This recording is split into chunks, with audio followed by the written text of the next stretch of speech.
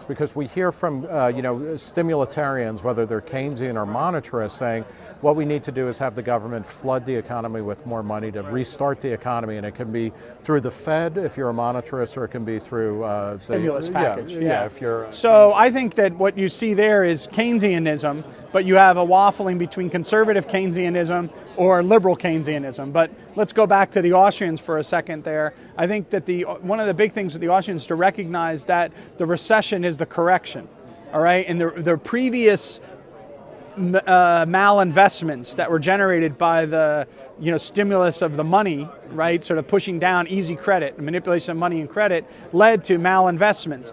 So what you have is, okay, why did those malinvestments take place in a particular industry? So you have to have the malinvestment, or excuse me, the manipulation of money and credit, then combined with various different rules and regulations, which meant that housing was an attractive place to make those investments in.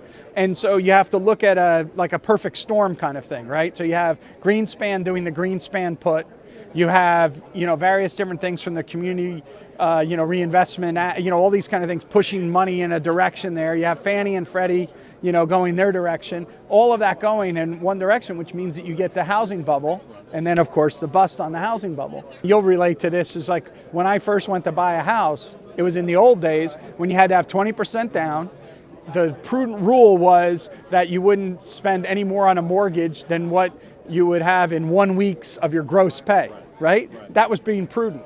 And you go forward 20 years later, and one of my graduate students, rolled 3 mortgages in to buy a house, basically almost zero money down. And it was, and what happened to banking during that time? Well, a whole boatload of policies were passed that made it difficult for bankers to scrutinize the investment loans. Barney Frank is really responsible for a lot of that. And so one of the things that was funny about 2008, funny in a bad sense, is that Barney Frank, who used to accuse banks of engaging in discriminatory lending, now we're accusing them of predatory lending for lending to the very folks that he said they needed to lend to, otherwise they were discriminatory lending. And he didn't get lambasted for that. And so the difference is a kind of Keynesian or macro approach is the government, or rather from an Austrian perspective, the government rigged markets, the markets collapse, and then Keynesians say, well, we need more government intervention.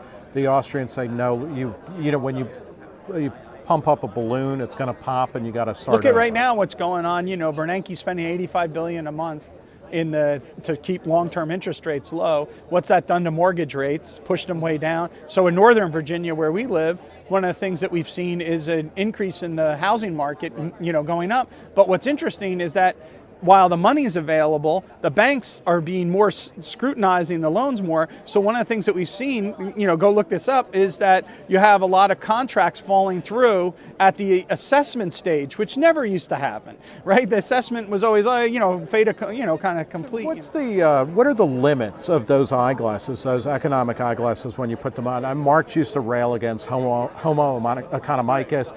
I mean, is an economic worldview, is it sufficient to explain everything, or what are the limits to it?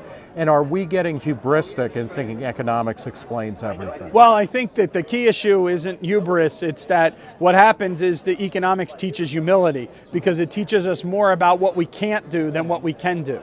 The limit that I would recognize is that, the easiest way to put this is that economists cannot tell you whether or not profits are deserved or not, but what economics can do is tell you the consequences of your answer to that question. So there is a limit of economics. I can't tell you those normative ideas, but what I can tell you is the consequences of your normative, position. So I think that there is a point where economics interacts with normative issues. And again, we also have to recognize is that a lot of things that I said about rules are the framework within which economic activity takes place. Well, then what justifies that framework?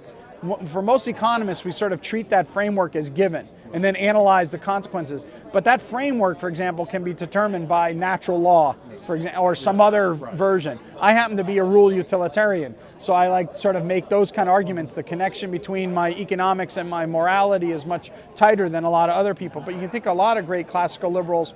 Adam Smith, he's a natural law person, and then and that's where economics isn't natural law. economics comes in after the natural law sets the framework. I want to thank Pete Boettke at George Mason University and the author most recently of Living Economics, author of the forthcoming book tentatively titled Don't Panic, always good advice. Pete Boettke, thanks for talking to Reason TV. Thanks a lot, Nick. I appreciate it.